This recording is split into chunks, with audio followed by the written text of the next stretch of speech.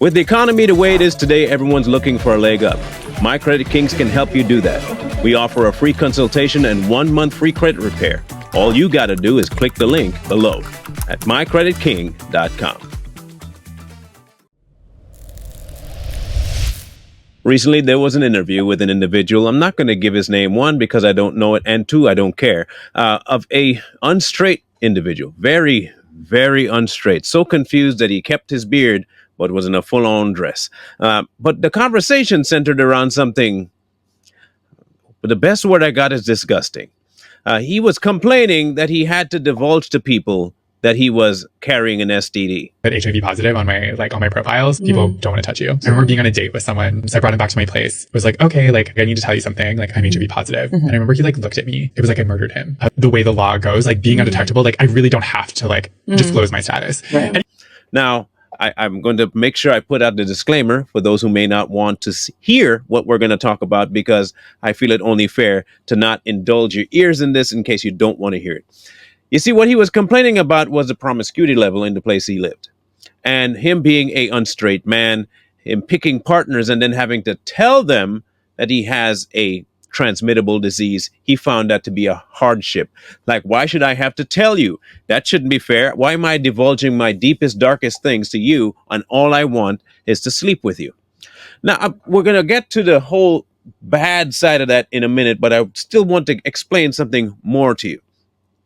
He went on to explain that him telling somebody that he has, say, HIV, that it's akin to trying to have to tell somebody you have high blood pressure. It's about the same thing. And you think about it, anyone that you meet on your first date, or if you're hooking up, are you I have diabetes, I have high blood pressure. You're not telling them any of this shit. Yeah. Where HIV is now, if you are undetectable, you don't necessarily have to disclose that. I'm trying to remember the last time I saw a case of somebody giving somebody high blood pressure transmittable through intercourse. I mean, children do all the time. They give me high blood pressure all the time. But trust me, it's not the same thing when you're talking about intercourse with another person, especially on the same sex. I don't even see how his mind could make that bridge. It doesn't make any sense, but at the same time, we do understand why he can make that bridge. You see, what society has become is an open buffet table for any and all things deplorable. In order for a man to put on a dress, makeup, wig, the whole shebang, probably even converted his privates to something else, and to get in front of a camera, and first of all, be proud of the look, secondarily, to be proud of the fact that you do carry a life-threatening STD, and be upset that you have to tell somebody about it, tells you the state that we're in. Now, if you know anything about places like California, that has already been normalized. You do not have to divulge the fact that you have HIV to anyone, because it's not even a crime to infect somebody with it knowingly. That word very there, knowingly, you can do it and there'll be nothing wrong with it. This all comes about because they want to give everybody their inclusivity and acceptance and have everybody do what they want to do. Be the best you. And if you think you can run from it by, say, going to church, it's there too. Be you. We accept everybody. Do what you want to do. Now, if the one place that's supposed to keep you morally grounded is telling you don't have to have any moral grounding, where do you think society is going to end up? In hell, a pit, absolute trash, depravity. Can you imagine your child coming home one day and tell you that I found somebody I really love, and I really want to spend the rest of my life with them, and they get married, and this person doesn't tell them that they have AIDS. Now, you're married, and you are fully aware now, the person, your spouse, is fully aware that they have this disease, and they sleep with your child. Later on, you find out now your child has AIDS, and they can't do anything about it. One, you can't even sue the person. There's no ramifications for them. They just have to die now. Now, I want people to know not everyone has the ability to go get treatment for AIDS. It still can kill you, FYI. So do you think that person should be held liable for latent murder? In a sane world, Of course, today's world, no. And if you think this is going to become something that'll be a passive issue, it is not. It's going to become more prevalent. I heard a study once, and I've yet to verify it, but it sounds pretty plausible, that in Los Angeles, okay, in 1 week, they recorded somewhere upwards of 5,000 cases of STDs in a week. One hospital, 5 new cases of STDs, almost 22,000 cases of AIDS specifically. Now, I want you to understand what that actually reflects on society.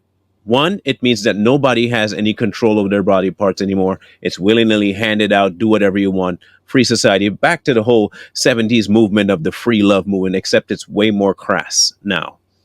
What it also tells you is that very little people care about themselves anymore. But all of that starts when they're smaller.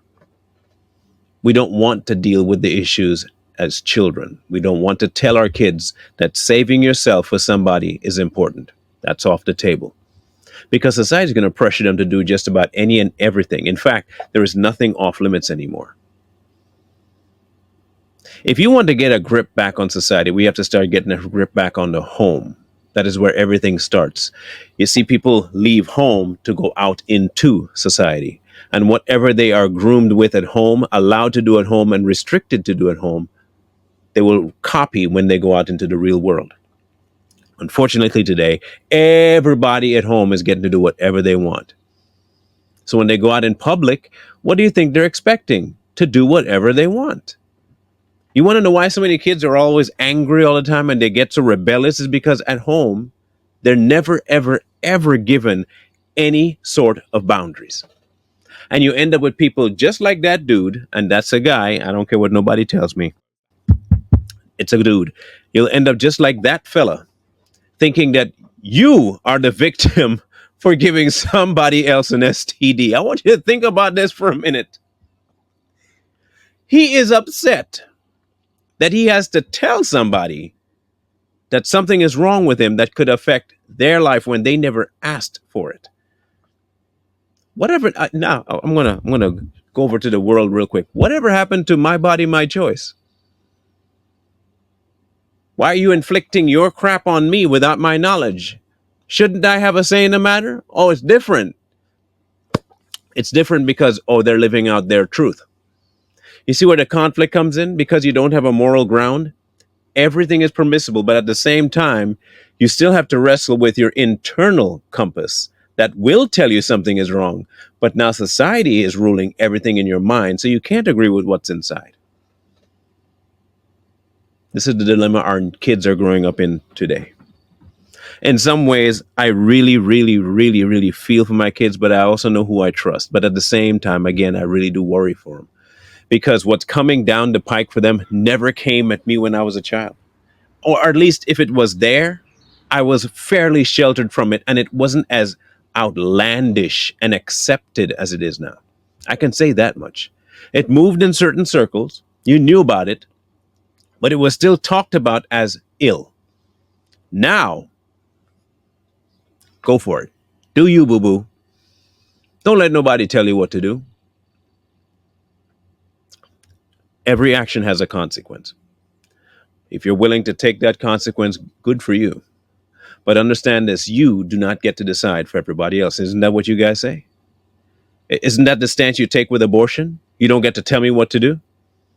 But for some reason with this, you can tell somebody what to do. You have to tell them to shut up and take what I give you. It's amazing how that double standard works.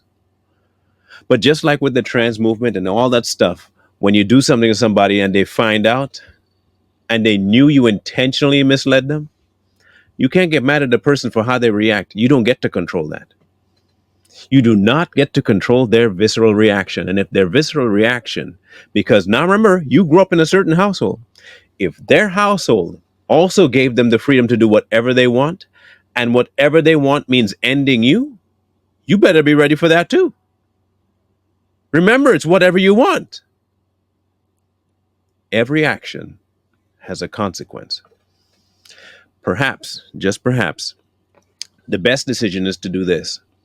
Weigh every consequence and decide accordingly. Because if you're not willing at all to follow through with the consequence of it, maybe, just maybe, don't do it.